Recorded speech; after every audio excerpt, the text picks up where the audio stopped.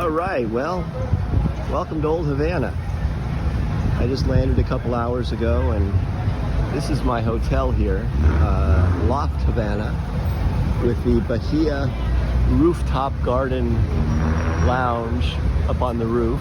I guess that's kind of redundant, right? But you get the point. So I booked this hotel on hotels.com, and I kind of did a reverse price search starting from the most expensive, because when you look in Havana you'll find all kinds of rooms for like 16 bucks a night, and yeah, no. So I started at the top, and this was like $100 and change, $110 a night, something like that. And I booked it about 2 weeks ago, thinking all was good, and then about 2 days ago, I get a note from Alejandro, the manager, and he says, "Oops, we made a mistake. We overbooked, and is it okay if we put you in our annex hotel down the block?" Sure, okay. Well, I had no idea. So it's really down the block here, and as you can see, it's really an alley with a lot of bricks missing, and cars coming, and construction, and all kinds of other foot traffic, and a little bit of commerce going on, and all that. And so anyway, so they get me down the block here, and I'm in this building, and it's a little interesting here. So it's basically, I guess, an apartment building, and they bought a couple of apartments in here and converted it into rooms, because most of the people in here that I've seen thus far in the few hours that I've been here are not tourists. It looks like they actually live here. So this is the courtyard, and there's a trap door there of some sort. And anyways, I'm up on the second floor, and one thing I've noticed so far is I really haven't seen an elevator yet. So I'm up here on the second level, and I will say it does take 4 keys to get into my room. So there was a key downstairs. Now this is key number 2 for the gate. There we go. This is the gate outside of my room. Then there is another key to get in here, which gets us in here. And then, all right, close this bad boy up. Get the key out. Now I'm in this little lobby where I guess there's another room there, and mailboxes for, I guess, people actually used to live here.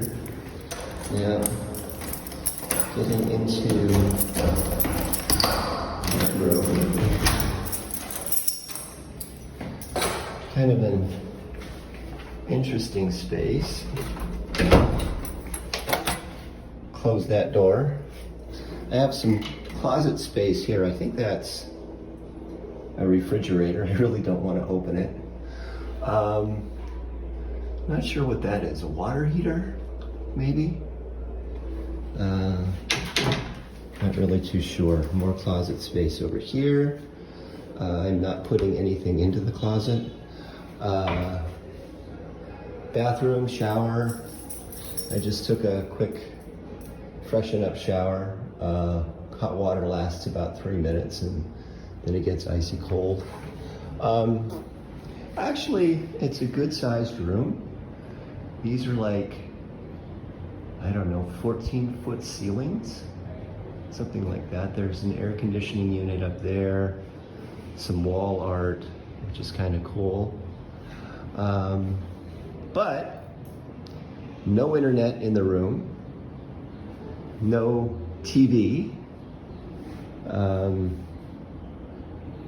Yeah, there's the bed. I already took a little cat nap when I got here. Now, here's what I'm going to show you. This is the interesting part. Okay, so I got, not the part of the 2 backpacks. So I have the backpack that I brought on the plane, and then I have the backpack that I brought in my checked bag. Now, this backpack is really cool. My daughter got this when she played in the Junior Honda Classic a couple of years ago at PGA National. And it's basically it's a cooler. So it's a cooler backpack. So that's the one that when I go somewhere, I typically carry around town, so it keeps whatever cool and whatever warm. And it's got a couple of other pockets. But so here's the funny story.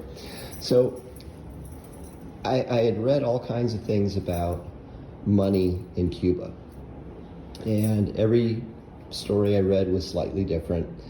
And you bring money in, and the best way to check, you know how if you've ever traveled to a different country, is probably the safest place to change money is at the airport because it's run by the government. So you bring crisp new bills and you exchange for whatever the going rate is, and then you go on your merry way because, you know, you'll have people on the street trying to say, shh, hey, change money, and no. So I'm here for 8 days, and I brought 6 $100 bills with me. I'm figuring that's going to be enough. Probably will be. So when I go to the kiosk, and it's outside the airport where the taxis are, and I pull out 6 $100 bills and my passport, because some countries actually check your passport. They looked at me in shock. And then one lady kind of nodded to another lady, and they jettisoned me way down on the other side of the airport, and I'm waiting outside this room with a door that says lost and found. Okay, so I'm waiting out there, and inside the lost and found room is, I guess, the big fish money changer. So I go to the window and I pull out my $600, and the guy looks at me and he kind of shrugs, and he gets on the walkie-talkie and he's telling me to wait. And apparently $600 is a little bit above what they normally see. So about 3-4 minutes later, some lady comes in with a satchel and hands it to the guy. And then he takes my money, and then he calculates everything out, and he shows me what I'll be getting. So I honestly feel like I'm like a gazillionaire. So he started pulling out money. Got that one. I got that one. And I got some 500 notes. And I got another one. But wait, there's more. And more. And more. And more. And yes, one more. So that was my haul for 600 US dollars.